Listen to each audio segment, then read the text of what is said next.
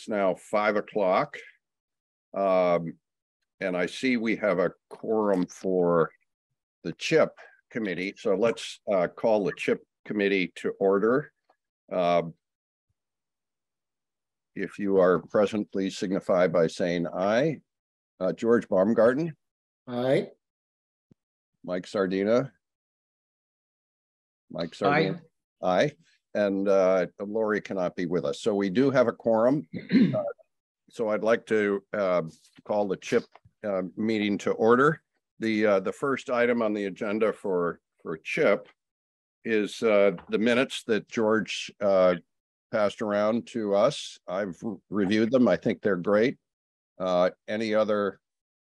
Well, let me just say if I could have a motion to accept the minutes as submitted. Mike, you could do that. I submit that we accept the minutes from the last meeting. Okay.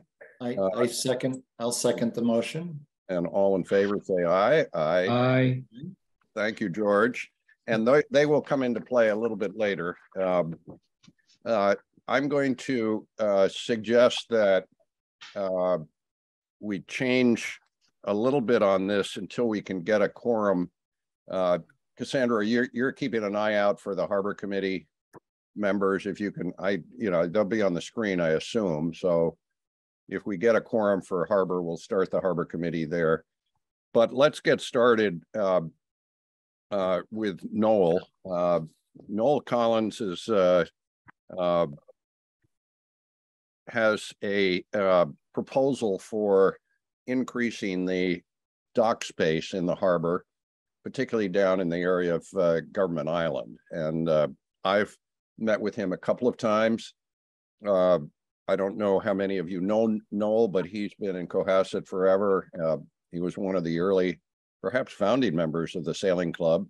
And he's been around for a long time, and he has an interesting proposal for increasing dock space. So Noel, with that, would you like to take it up? Noel, you're there. You got to unmute your, there you are. Can you hear me now? Okay. Yeah. Can you hear me now? Yes. Okay. Thanks, Tim. One clarification before this goes completely off the racks. I was not a founding member. Oh, okay. I wish, but I'm also grateful I'm not that old. Okay. My father was in that neighborhood. Okay. And I've been there at the sailing club for about 60 years. Okay. But yeah, I'm second generation, I think is what you call it. All right. Having said that, thank you, Tim, for giving me the time that you have.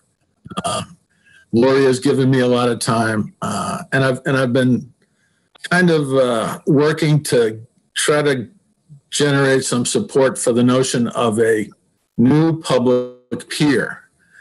In large part, it's purely for selfish reasons. I have finally gotten that call, that long-awaited call from Lori saying I have a mooring. I had a mooring. I actually had a mooring in the 1970s when I got a call from Harry Ritter. And he said, "No, you have a mooring." My dad's always had a mooring.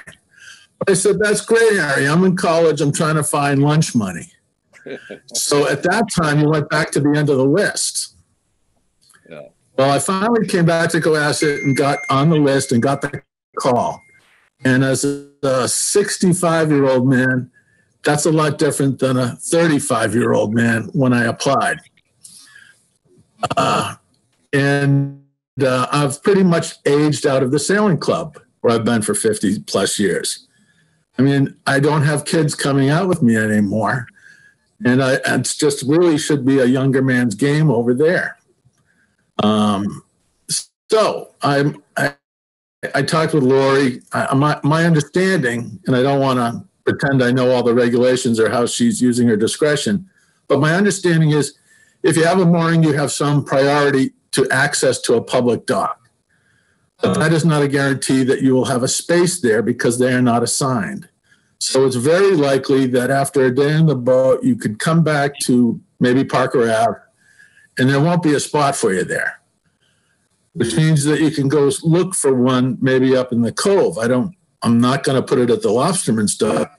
I grew up with those guys, but I'm pretty sure they don't want me there. So that's frustrating to think at my age, after as many years as I put in the harbor, I have to go on an Easter egg hunt to find a place to put my skiff. So my thinking is, well, we've lost you, Noel. No, we've lost you. Noel, how's your Wi-Fi? Uh-oh. Noel? We're getting to the good part. Yeah. We're okay. Well, we'll have to pick Noel up later. Okay, with that, Noel, are you there? I'm here. Can you not hear me? Yeah, now we can hear you, but you're fading out. Yeah. I think we can hear it now. I'm on Highland Court. Yeah. Now, you may want to just keep your camera off, Noel, and that might help your bandwidth. Okay. Okay.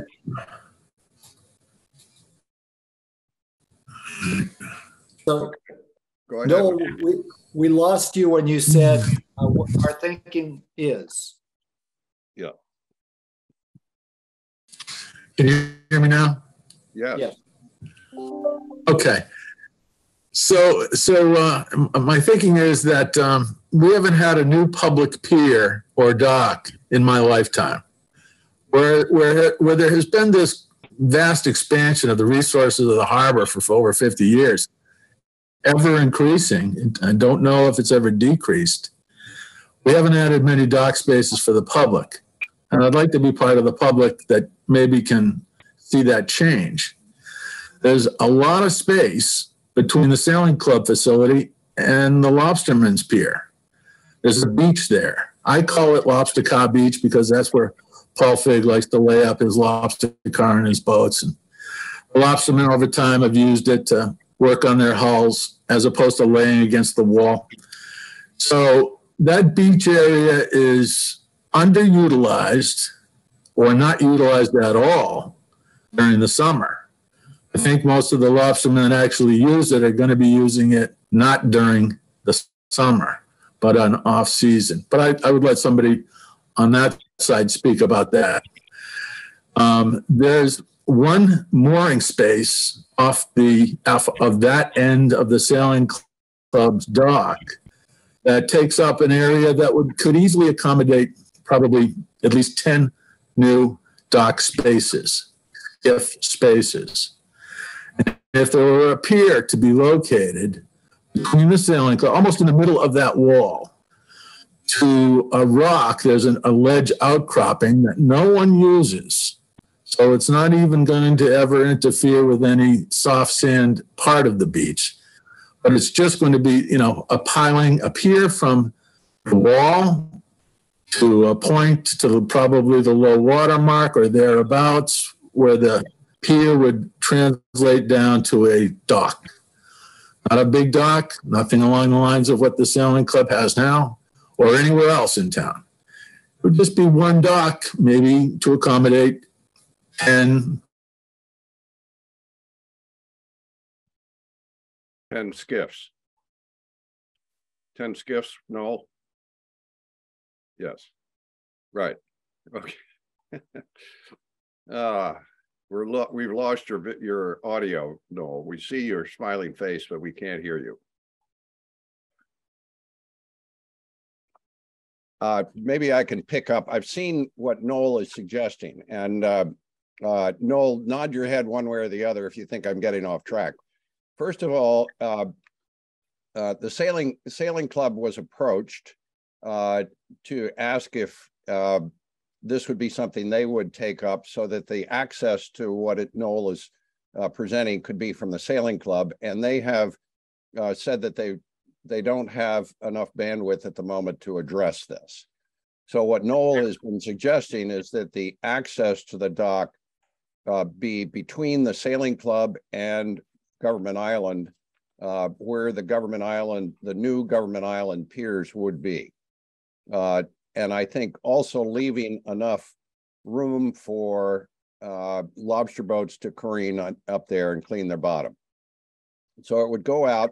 What it entails is moving one mooring person from where it is out to where Noel's mother's mooring is. Is that correct, Noel? Nod your head if that's correct. Can you hear me, Noel? Maybe you can't even hear me. Yeah. Okay. So anyway, moving one mooring out and then creating dock space with access, if not through the sailing club, somewhere along that wall between the sailing club and Government Island. So I think this is a preliminary idea. I think it's got merit on its face that creating additional skiff space, I think, is good, because skiffs, as he mentioned before, and I think we all know, are the docking space for skiffs is in short supply. So anyway, I think that's something for us to consider. I think perhaps it includes both the infrastructure, CHIP, and also governance. So Lisa, I'm glad you're here to hear this. And what I will try to do is facilitate additional information coming to all of us from Noel, so we can consider that and see whether it makes sense to continue that. Quick question, Tim. Do we know, I know Lori has secured money for additional docks for kayaks and some other smaller vessels. I don't know where she was thinking in her mind that those would be replaced.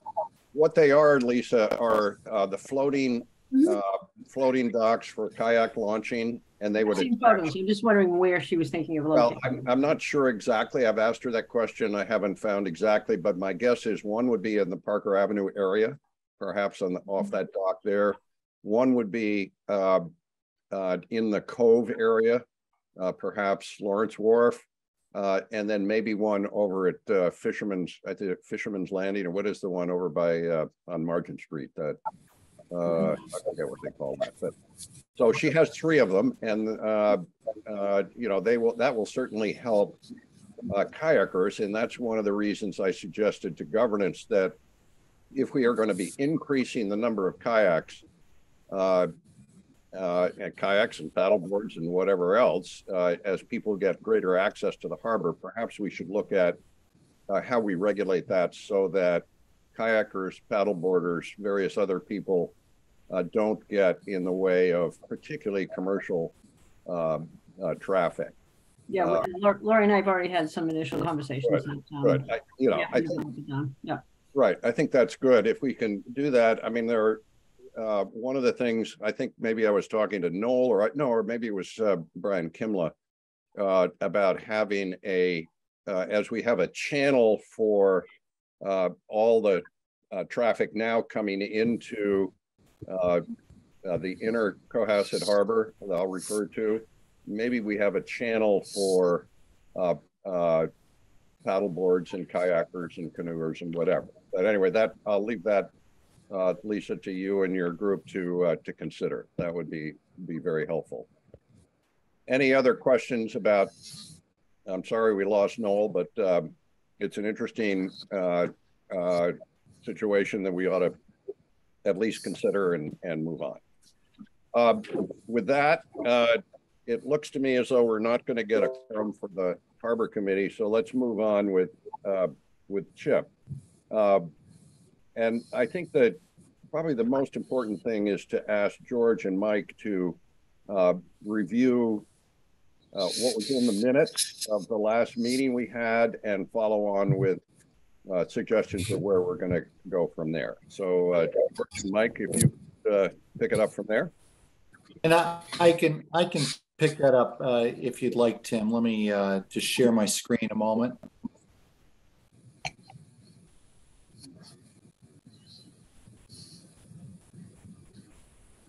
So can you see these proposed CHIP priorities? Yes, we can now. Thank you. This is from the minutes from the CHIP meeting on November 2nd. that were just approved by vote a few minutes ago. And so just, there's nothing new here, but let's just walk through what we've proposed as CHIP priorities to carry us into 2023. And there's 3 of them that we focused on: Captain's Walk, Harbor Resiliency, and Commercial Fishing Fleet.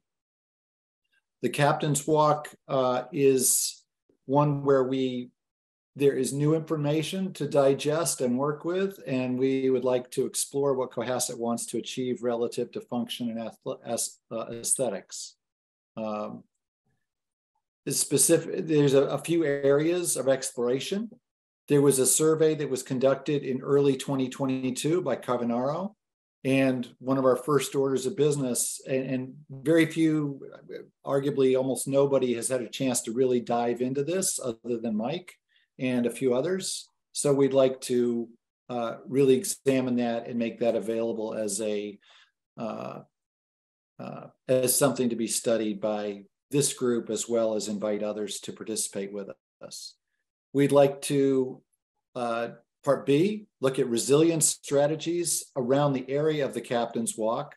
Again, not new, but looking at seawalls and high ground, and really work collaboratively with the study that is just getting going with the Woods Hole group. Again, that's targeted to, at least according to the schedule, the Woods Hole group is targeted to have some conclusions coming out in second quarter, even in June. And I think our time frame for this would be consistent and with happening in parallel there. We want to look at the design and resilience considerations that are in place or that are under consideration for the condos from Cohasset Hospitality Partners, look at Old Salt House, the Atlantica sites, other private property. Again, looking at those informed by the Woods Hole group studies that's going to be happening, as well as understanding the results of the survey performed by Carbonaro. And then D, look, again, collaborate with the Cohasset Historical Commission for signage. You know, the good news is projects are moving along. There's an opportunity to start actually executing on the refreshing of signage, starting with Cohasset Cove and the seawall and walkway that's going to be built as part of that initiative. And then again, continue to consider connections to the village in Elm Street. So those are some highlights from what we're thinking about with Captain's Walk. Second area is looking at harbor resiliency more broadly in places other than the Captain's Walk. This has come out of some of the resilience the resilience initiative that happened earlier this year, specifically looking at some natural areas, eelgrass restoration, peat resilience, things that arguably may be something we could move on quickly and that might be supported by grants. So glad to see that Montana Castle is on the call today and, you know, working with some of the new grant writing capability in Cohasset. This may be an area of exploration. And then looking at the breakwater, you know, a topic that's been on the books and part of the harbor plan for a long time, and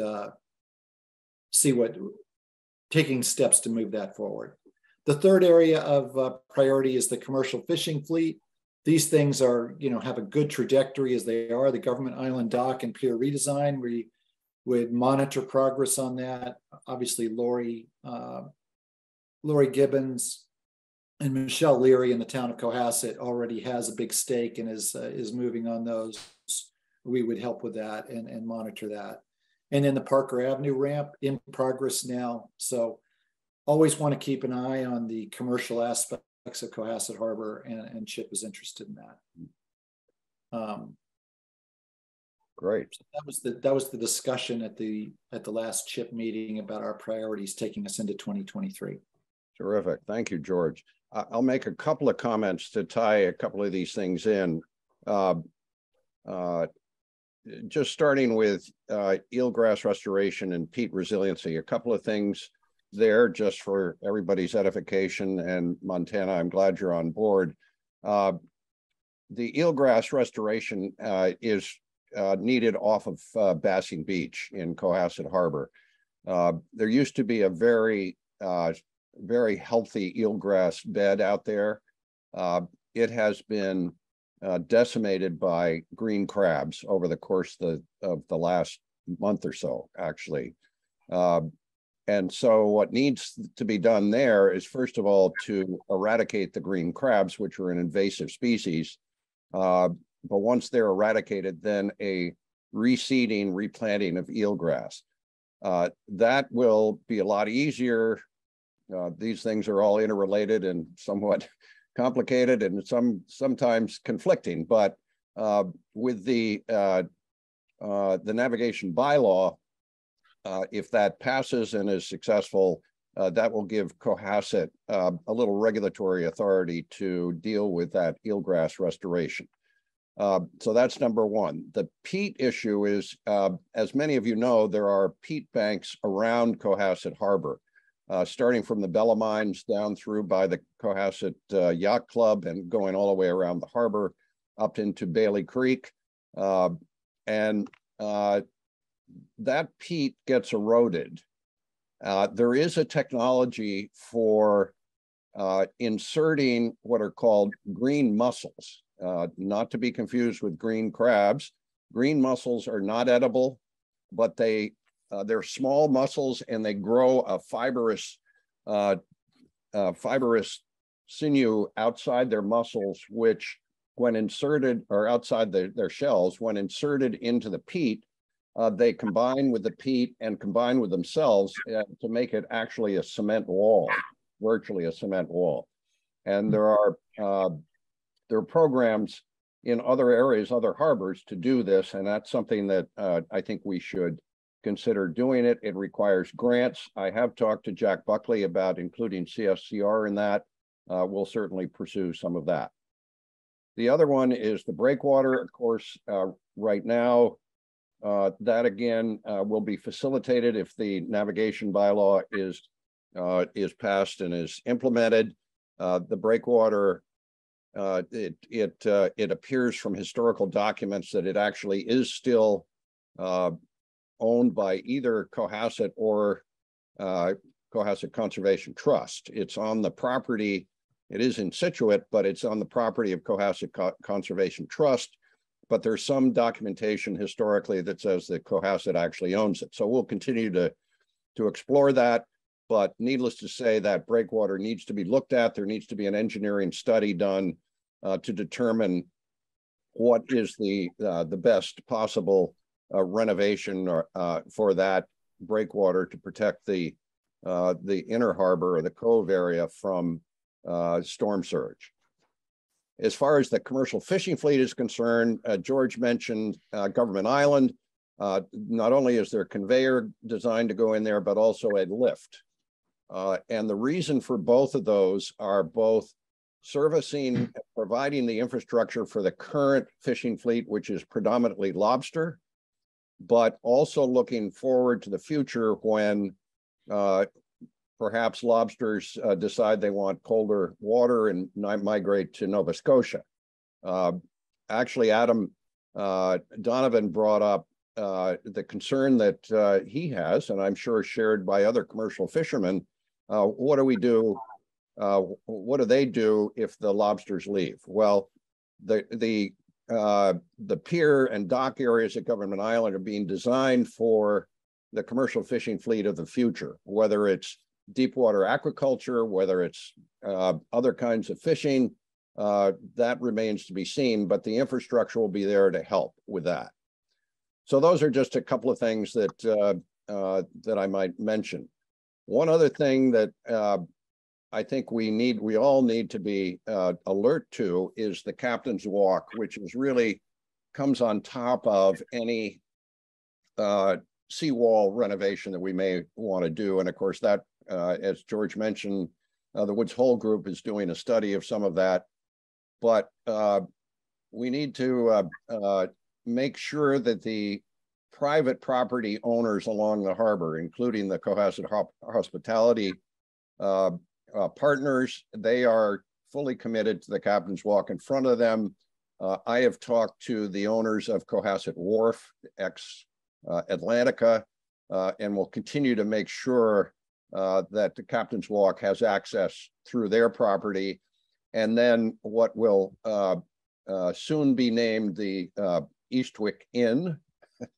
I don't know if any of you have heard that, but the Eastwick Inn is where the Mill River Marina is now.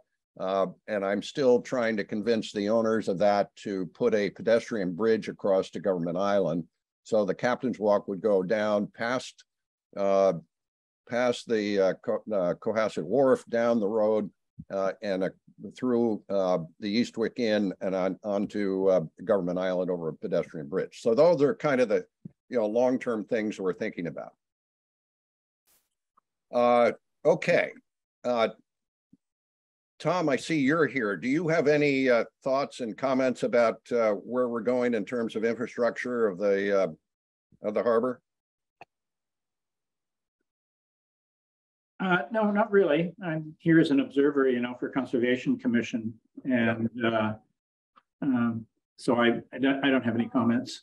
Okay. Well, you're here as more than simply an observer. You're part of the team, Tom, and a welcome one, and a very important one. So thank you for being here. Thank you. Okay. Let's see, what else have we got here? The Parker Avenue boat ramp, my understanding is it's on track, on schedule. I don't know, I've seen there's equipment down there. Lisa, have you noticed any actual construction going on yet? It's hard to really say about construction. I know they built this incredibly interesting little bridge to bring in this massive crane being pushed up the channel with by Mike sent me some pictures of a tugboat. So I don't know if this started, but there's a lot of activity every single morning. I have the time when I can get out of the driveway, but it's really fun to see it finally underway. That's great, and the idea is to have that completed by next spring, so that it doesn't interfere with boating. So that's terrific. That's underway. I spoke briefly with Carlos Pena on the Government Island Pier, and he is in the process of submitting the paperwork for the grants for that. That'll happen in June. If we're successful in getting that and finding the matching funds, construction on that should begin sometime after that for the Government Island Pier. I think it can. Pardon me? Okay. Okay, I mentioned the breakwater. The other thing I should bring up is that we have two new employees. Montana Cassell is with us tonight, and she is full-time and assigned predominantly to the Harbor Committee. She will be working with us on the resiliency issues, working on finding and writing grants for us, and we will make sure that that Montana is fully engaged in the process in the harbor, and we welcome Montana. She's Montana. You've been in Cohasset for a while, as I understand it. Yes, I grew up in Cohasset my whole life, went to Cohasset High School. Maybe some of you might remember me from fundraising and installing the hydration stations in 2018. I think I installed about 4 of them, and then they continued to do the rest. But I'm very eager to help you guys and help the town and try to make a big difference with everyone. And I will ask that list that we just went over, could you please email that to me when you get the chance? But yeah, hi, you'll be hearing from me very soon, each of you, and I'm excited to work with all of you. Great. Welcome. Thanks, Montana. Great. It is just terrific to have you here and part of this team as we go forward. Okay. It looks like we are not going to have a Harbor Committee meeting tonight. I'm not sure. One of the things I asked the governance, Lisa, and the governance is to take a look at the structure of the Harbor Committee, and particularly how we can engage the commercial fishermen in it. At the moment, it's required to be a member of the Harbor Committee to have to be a resident of Cohasset, which has turned off a number of the commercial fishing members. So maybe there's some way we can structure the Harbor Committee so that they are included and feel included, and their voices are counted equally with the rest of us that are on that. So hopefully the governance working group will take a look at that and figure that one out. I don't know why the rest of the Harbor Committee was not here, because certainly we all are aware of that we're having it. But anyway, I thank you all for coming. Is there anything else that anyone would like to comment on? Yes, George. Tim. Yes, Tim. Yeah, go ahead. So given the priorities that Chip has presented, Mike and I are collaborating, and we'll be working with whoever the powers that be, Cassandra and others. We want to host a meeting to review the Cavanaro survey. And it's our plan is to do that. It's actually on giant rolls of paper, that are 3 feet high by 8 feet wide. So we want to take over some space for a meeting in Wilcott Commons and post them on the wall and have a working meeting so that others can view what that survey says. It'd be fabulous. And Mike's done a good bit of work to make it, colorize it, make it a little bit more readable. So look forward to that. Our target is to have that meeting in after Thanksgiving. So hopefully, late November, early December. We're going to follow that with a second working meeting, somewhat, and actually walk the harbor walk based on, call it a punch list and findings and additional things that we want to see that came out of the survey.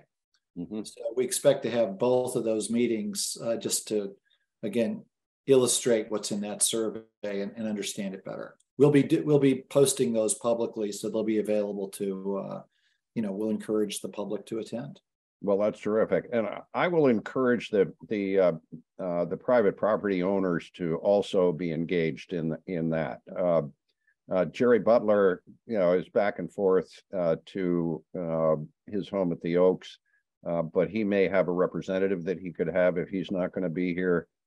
Certainly George McGoldrick and Ted Lubitz would be interested in being engaged in that process. And I know that Tom Sullivan, who owns both what is now Cohasset Wharf and soon to be the Eastwick Inn, and his colleague Eamon O'Mara. So I know at least Eamon would be very much engaged. Tom does go to Florida in the winter, but I will do the best to encourage them all to be engaged in this process as well. Yeah, and thank you, Tim. I think our objective is really just to start the dialogue and get more public awareness around the opportunities and issues surrounding the harbor, via this survey and the Captain's Walk that we're trying to improve. Yes.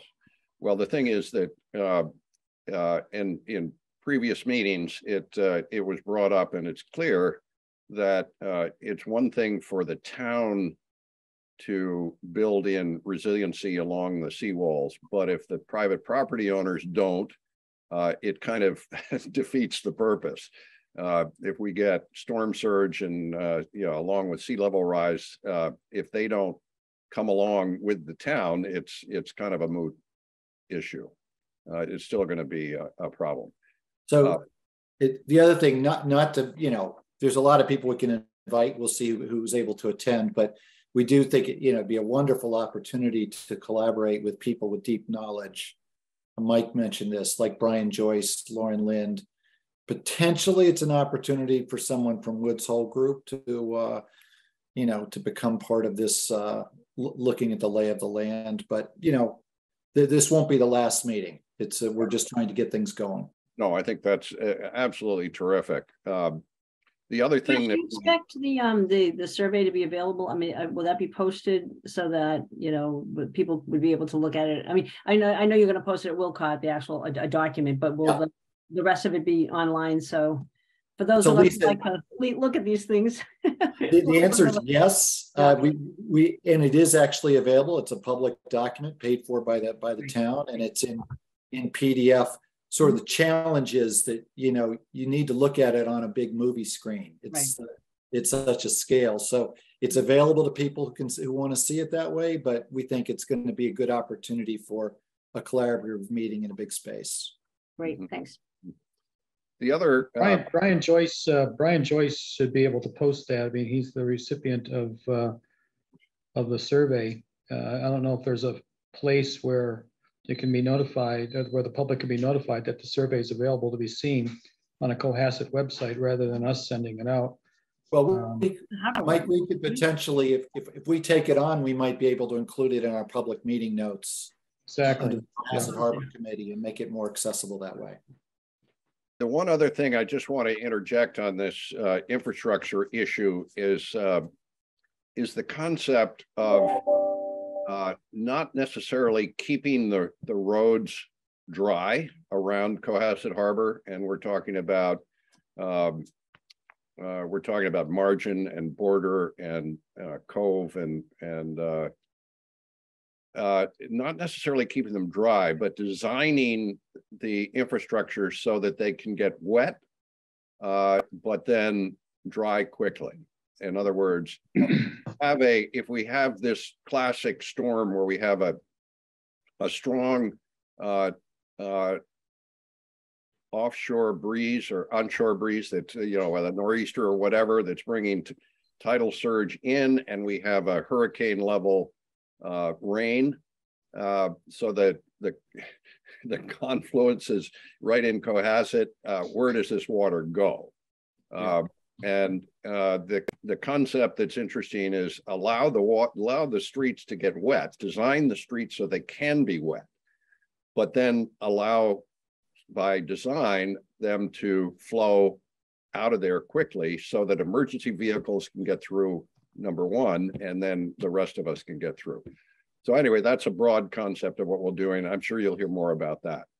Yeah, I think that you sort of, in layman's terms, you defined resilience there, Tim. And very layman, I can assure you that, George. and last but not least, we'd welcome an expert like Tom Bell or anybody from conservation who's intimately familiar with the topology of this to participate with us, Tom. So we'd welcome you to do that. Absolutely, and really appreciate you being here.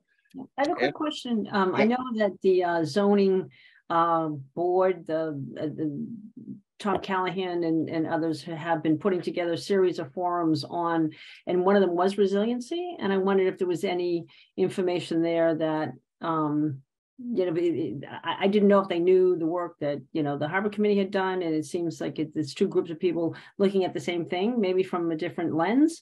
But I just think it might be something that we want to make sure that we know about. It's a great point, Lisa. I think and I did attend those board meetings. I think they are looking at the same space, but from a different angle. And it'd be great the more perspectives we can have on this, the better. As a participant in that, the objective here, as I understand it, is to define the problems surrounding resiliency and to try to craft new bylaws and regulations to facilitate any sorts of measures that we take to protect ourselves and also, preserve what we've got and protect us against storms to the extent that we can. So we're going to be very interested to see what Woods Hole Group has to say, for sure. And so, yeah, we are having, I think there's been one meeting. It's going to be another one on beginning of December, where I'm probably just going to reiterate what I said at the meeting that we had this last year, but include a bit more about James Brook and freshwater runoff. Tim, you really summed it up well. I mean, if we do have a hurricane, obviously the issue is you've got freshwater coming from one direction and seawater coming from another, and the low parts of town can really be hammered here. Right? We've been looking at this mainly so far as, at least in quantitative terms, been looking at what would happen for related to storm surge, and And when we talked about James Brook and freshwater flooding, it was a bit more qualitative. But Wood's whole group will bring a whole level of expertise to that freshwater threat, if you will, that I think we'll have to pay pretty close attention to. Yeah. Hey, I noticed earlier, Jack Buckley, you're on mute, but you had raised your hand. Are you trying to interject? I didn't see. Did he raise his hand? I didn't see. Yeah, George. Yes, yeah, Jack. Can you hear me? Yes, we can. Yeah, it was just a quick FYI when you were talking about having the public forum on the Captain's Walk. All I was going to add is that Susan Hoadley has publicly presented some plans. Now, it was on behalf of, I believe, her client, yes, Eamon. But anyways, it was just an FYI that she may have and may be willing to share some plans that contribute to concepts. That's all. No, that's great. I think he actually she presented, or he did, to Harbor Committee. It was very, very interesting presentation about Cohasset Wharf. It is, and I know they have it. The latest plans, though, concern me a little bit, and I've got a call into Eamon to discuss this. That the Captain's Walk looks like it's going to be walking through a parking lot before it gets to the other side of what is Cohasset Wharf, and I think it just needs to be thought through a little better and make sure that it's inviting for the public to get from one side of the wharf to the other side of the wharf without thinking they're just wandering through a parking lot. And also, how does it comply with 91 public access? So it'll be interesting to just look at.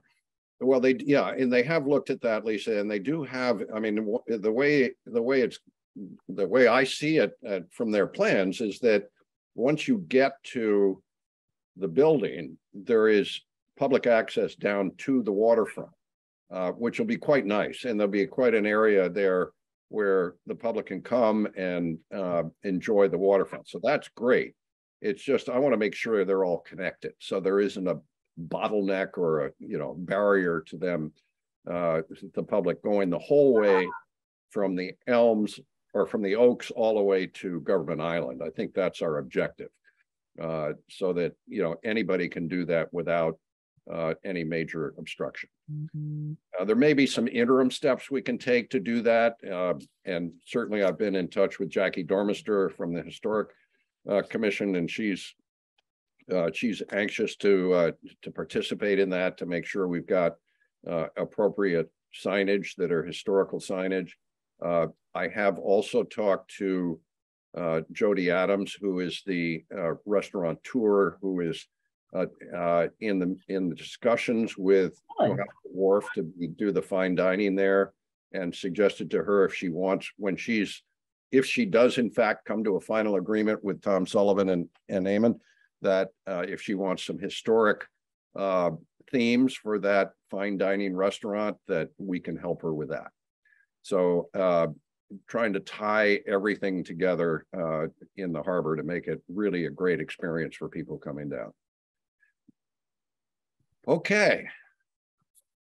Any other comments or thoughts? Or with that, I will follow up to try to find out where the rest of our colleagues on the Harbor Committee are. I can't believe they blew it off, but maybe they did. Well, I will make a motion that we adjourn the meeting. FYI, Susan's in Mexico. They don't have internet down there, I guess, Jack. I'm being facetious. I'm glad you could join us anyway. You could be her surrogate. I hear a motion. Is there a second? Second.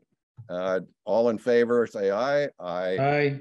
Thank you all for joining us. Thank you, Cassandra, for running this. And I will assume that'll get, the video will be somewhere where people can see it at some point. And welcome, Montana. Yes, indeed.